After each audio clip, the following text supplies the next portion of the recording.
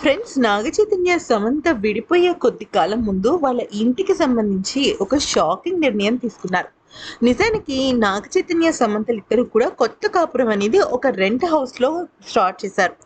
అయితే వాళ్ళిద్దరూ కూడా సెపరేట్‌గా ఉంటూ నాగార్జున దగ్గర కాకుండా ఎవరి సొంతగా వాళ్ళ అంటే వాళ్ళ సొంత శక్తితో మంచి సినిమా హిట్ అవ్వాలి. అలాగా అనుకుంటూ వాళ్ళు మంచిగా ఇల్లు కొనుక్కుందాం సెటిల్ అయిన తర్వాత అని అనుకున్నారు.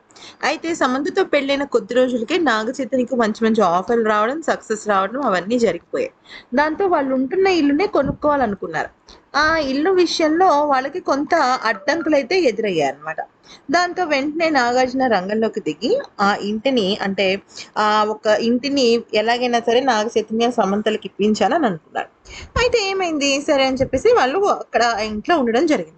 కానీ విడిపోయే కొన్ని రోజుల ముందు ఏమైందంటే నాగ చైతన్య సమంతలిద్దరూ కూడా ఇంకొక మంచి ఇల్లు కట్టుకోవాలి. అంటే అపార్ట్మెంట్ కాకుండా మంచి ఇండిపెండెంట్ హౌస్ కట్టుకోవాలని అనుకున్నారు.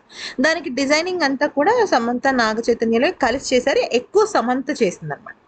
అయితే ఏమైంది అంటే నాగ చైతన్యతో విడిపోయిన తర్వాత నాగ చైతన్య అక్కడి నుంచి వెళ్ళిపోవడం జరిగింది వేరే చోటుకి.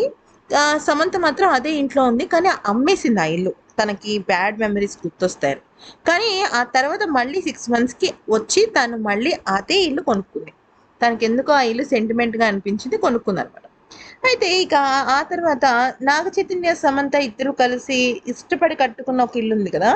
ఆ ఇంటి విషయంలో మాత్రం ఎలాగైనా సమంత ఏమందంటే, మనిద్దరం విడిపోయినప్పటికీ కూడా, మనిద్దరి మధ్య ఉండే ఒక విషయం ఏంటి అంటే, మనిద్దరం ఖచ్చితంగా ఈ ఇంటి గురించి ఒక ఒప్పందం కుదుర్చుకోవాలని అనుకుంది.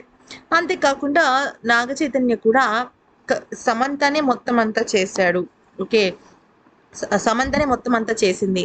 తనకి ఒక హక్కు ఉంటుంది కాబట్టి, ఈ ఇంటి విషయంలో తనదే పెత్తనమంతా. అంటే తనకే మొత్తం హక్కులుంటాయన్నట్టుగా తను చెప్పాడనమాట.